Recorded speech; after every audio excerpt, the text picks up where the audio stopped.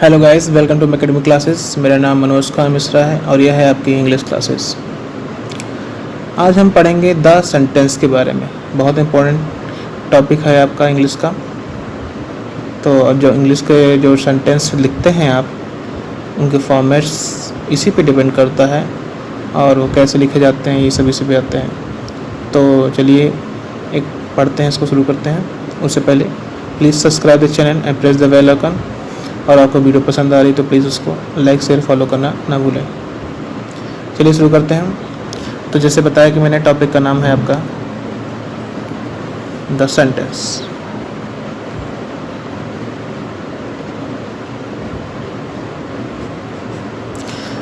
जैसे कि ये पार्ट है इंग्लिश का, तो इंग्लिश में आपको पता होना चाहिए सबसे पहले कि कितने अल्फ़ाबेट्स हैं। कितने अल्फ़ाबेट्स हैं? वो हैं 26 अल्फ़ाबेट्स हैं। आपको पता ही होना चाहिए, ए से जो जेड तक ये 26 होते हैं। तो 26 अल्फ़ाबेट्स हैं। ओके, स्मॉल में भी ऐसे जेड पूरा ही है, तो ये 26 ही होते हैं, स्मॉल में या बड़ा में जो भी होता है आपका। अब अगर 26 अल्फ़ाबेट्स हैं तो मान लीजिए फॉर एग्ज़ाम्पल मैं अल्फ़ाबेट्स लेता हूँ ऐसे कि लिखता हूँ ऐसे कि R E A D I N G। देखिए ये सारे अल्फ़ाबेट्स हैं ना। R एक अल्फ़ाबेट से, E भी है आपका, A भी है, D भी है, I भी है, N भी और G भी है। और इनको मैंने एक साथ ऐसे लिखा कि इसकी कुछ वर्ड बन गया। देखिए रीडिंग बन गया। क्या बन गया? ये वर्ड है। तो मतलब क्या था? ये ग्रुप ऑफ अल्फ़ाबेट था। ग्रुप ऑफ अल्फ़ाबेट्स, हमने अल्फ़ाबेट्स का ग्रुप बनाया और वो मीनिंगफुल होना चाहिए। मीनिंगफुल, तो वो क्या बन जाता है? वर्ड बना जाता है। मतलब ग्रुप ऑफ अल्फ़ाबेट्स और मीनिंगफुल हो तो उसको बोलते हैं वर्ड। सेम अगर ग्रुप ऑफ वर्ड्स हो, मतलब कि अभी तक हमने अल्फ़ाबेट से वर्ड बनाया, अब वर्ड्स को ग्रुप करके बना दिया जाए, बट क्या? मीनिंगफुल। इसको मत भूलिएगा कि मीनिंगफुल होना चाहिए। मीनिंगफुल होगा तो वो बन जाएगा द सेंटेंस। तो आपका यही पढ़ाना चाह रहा था कि यह आपका जो है अल्फ़ाबेट्स को ग्रुप कर देते हैं आपको, तो आपको मिल जाता है वर्ड, और वर्ड को जब ग्रुप कर दिया जाता है तो आपको मिल जाता है सेंटेंस। बस एक चीज़ है कंडीशन कि मीनिंगफुल होना चाहिए। मीनिंगफुल होना चाहिए, वरना कोई मतलब नहीं है। जैसे यहाँ पे अगर ये जो रीडिंग है इसकी जगह कुछ ऐसे लिखा जाता है DREAGIN, तो इसका कोई मतलब नहीं है। नो, कोई मीनिंग नहीं है। सेम यहाँ पे सेंटेंस में अगर देखिए, हम एग्जाम्पल ले रहे हैं, आई एम रीडिंग, तो यहाँ पे आपका ये वर्ड है, ये वर्ड है, और ये अल्फ़ाबेट है, पर ये कंप्लीट दिखा रहा है सेंस, इससे वर्ड होगा। कंप्लीट सेंस दिखा रहा है इसलिए वर्ड है। ये वर्ड है, वर्ड है, इनका ग्रुप बन गया है और ये मीनिंगफुल है कि मैं पढ़ रहा हूँ, तो ही ये सेंटेंस है।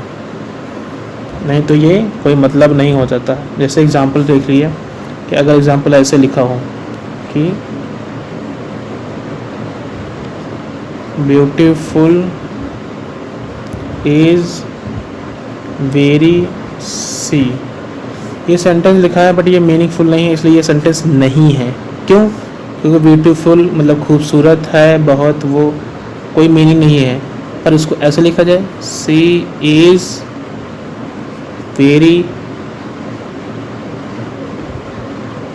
ब्यूटीफुल, तब इसकी मीनिंग है कि वह बहुत खूबसूरत है, तो ये मीनिंगफुल है। तो यही आपको बताना चाहता हूँ कि मीनिंगफुल होना चाहिए, तभी सेंटेंस कहलाता है। तो इसमें आप देख रहे हैं क्या क्या होता है। पहले ही बोल चुका हूँ, सब्जेक्ट होता है। सब्जेक्ट कौन? वो, प्लस वर्ब होनी चाहिए, इज़ हेल्पिंग वर्ब हो चाहे जो भी हो। यहाँ पे ये डिक्लेरेशन सेंटेंस है, इसलिए ये आपका यही आपका मेन वर्ब काम कर रहा है। उसके बाद ब्यूटीफुल, ये आपका क्या हो गया? ब्यूटीफुल वैसे एडजेक्टिव है, यहाँ पे ऑब्जेक्ट नहीं है, तो यहाँ पे एडजेक्टिव है, वैसे ऑब्जेक्ट होना चाहिए। ऑब्जेक्ट नहीं है तो कोई बात नहीं है, पर ये दो चीज़ तो होनी चाहिए, सब्जेक्ट और वर्ब। यहाँ पे ये जो है ब्यूटीफुल एक एडजेक्टिव है, ये एडवर्ब है, ये सब मैंने पढ़ा चुका हूँ। तो ये सेंटेंस का फॉर्मेट होता है कि सब्जेक्ट, वर्ब और ऑब्जेक्ट होना चाहिए। ऑब्जेक्ट ना भी हो कोई दिक्कत नहीं, पर सब्जेक्ट और वर्ब होना चाहिए। अब ये आगे पीछे हो जाते हैं, आगे पीछे होते हैं तो उसी हिसाब से टाइप ऑफ सेंटेंस आ जाता है। मतलब ये आगे पीछे होंगे या कुछ और होगा एक्स्ट्रा, तो उसी पे बन जाता है आपका टाइप ऑफ सेंटेंस। तो कितने टाइप ऑफ सेंटेंस हैं, चलिए देखते हैं। टाइप्स, तो पहला टाइप्स बनता था इसी पे असर्टिव।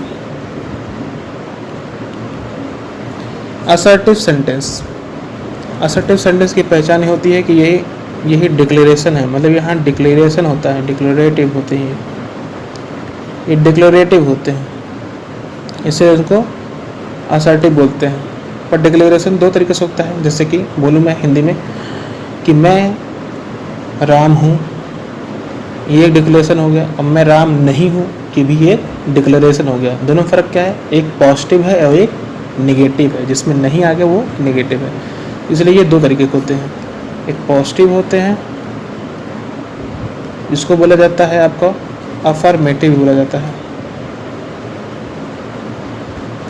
और एक नेगेटिव होता है जिसमें नॉट आ जाता है या नेवर आ जाता है या नो, इस तरह आ जाते हैं वर्ड। बाकी ये पॉजिटिव, इसे पॉजिटिव थॉट्स होते हैं। तो ये आपका पहला टाइप हो गया असर्टिव, जिसके दो टाइप हैं अलग से, पॉजिटिव और नेगेटिव। दूसरा होता है इंट्रोगेटिव। इंट्रोगेटिव मतलब इंट्रो बोलते हैं ना, इंट्रोगेशन हो रहा है आपका, पूछताछ। तो वो सेंटेंस जब पूछताछ होता है, पूछताछ में क्या करते हैं हम लोग, कौन सा मार्क लगाते हैं, ये। तो ये सब आपका इंट्रोगेटिव में आता है, जैसे कि who are you, question mark लग गया, कौन हो तुम, तो ये पूछताछ हो रही है, तो ये आपका इंट्रोगेटिव सेंटेंस होता है। थर्ड सेंटेंस है आपका, थर्ड जो है वो है इम्परेटिव। इम्परेटिव में क्या होता है, रिक्वेस्ट कोई करे, जो रिक्वेस्ट वाले सेंटेंस होते हैं, please give me, please help me, ये जो टाइप के होते हैं सेंटेंस वो रिक्वेस्ट हो गया। ऑर्डर देना, गेट आउट जैसे होता है, ये सब सजेशन देना कि झूठ नहीं बोलना चाहिए, यू शुड नॉट लाई, तो ये सब जो सजेशन, ऑर्डर, रिक्वेस्ट, ये आपका इम्परेटिव सेंटेंस होता है। फोर्थ होता है आपका एक्सक्लामेटरी सेंटेंस। एक्सक्लामेटरी सेंटेंस में क्या होता है आपका, इसमें सडन फीलिंग जो होती है, अचानक से आई हुई फीलिंग होती है, वो हम करते हैं, और इसका पहचान होता है ये मार्क, अचानक से आई हुई फीलिंग। देखिए मार्क की बात करें तो यहाँ पर असर्टिव क्या होता है, फुल स्टॉप, और इंट्रोगेटिव का आपका ये है, और इम्परेटिव का कोई नहीं, यहाँ भी फुल स्टॉप होता है। एक्सक्लेमेटरी में ये मार्क होता है। सडन फीलिंग, एक्सक्लेमेटरी में सडन फीलिंग मतलब जैसे कि आपको अचानक से चोट लग जाए, तो क्या मुंह से निकलता है, आउच, तो आपका एक्सक्लेमेटरी है।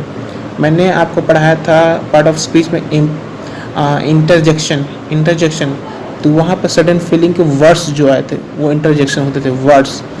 ये है सेंटेंस, इसको उन्हीं वर्ड्स को यूज किया जाता है एक्सक्लेमेटरी में, एक्सक्लेमेटरी सेंटेंस में यूज किया जाता है उन्हीं वर्ड्स को जो हमको इंटरजेक्शन पढ़ाया था। और आपका आखिरी जो है वो है ऑप्टेटिव। ऑप्टेटिव में क्या होता है, ऑप्टेटिव में आपका विश होती है, विश होता है। विश मतलब क्या होता है, जैसे हम किसी बोलते हैं ना कि मे गॉड ब्लेस यू, भगवान तुम्हें लंबी उम्र दे, भगवान तुम्हारी रक्षा करे, तुम सदा सुखी रहो, ये सब जो सेंटेंस होते हैं ये आपके ऑप्टेटिव सेंटेंस में आते हैं। यही सब आपके ऑप्टेटिव सेंटेंस में आते हैं कि तो भगवान तुमको खुश रखे, तुमको लंबी उम्र मिले, तुम सदा खुशी रहो, सदा सुहागन टाइप के रहो, ये सब सेंटेंस जो होते हैं ये आपका ऑप्टेटिव होता है। इसमें भी आपका ये एक्सक्लेमेटरी मार्क्स होता है, बट ये ध्यान रखिएगा यहाँ पे विश यूज होता है, विश करते हैं। यहाँ पे सडन फीलिंग होती है, यहाँ पे सडन फीलिंग होती है, ये दोनों फ़र्क होता है, यहाँ पे विश और यहाँ पे सडन फीलिंग। तो ये है आपके 5 टाइप्स हैं। इन्हीं को हम आगे करके एक एक अच्छे से पढ़ेंगे, एक एक करके। तो तब तक ये बस इतना ही काफ़ी है। फिर मिलते हैं। Good bye, take care.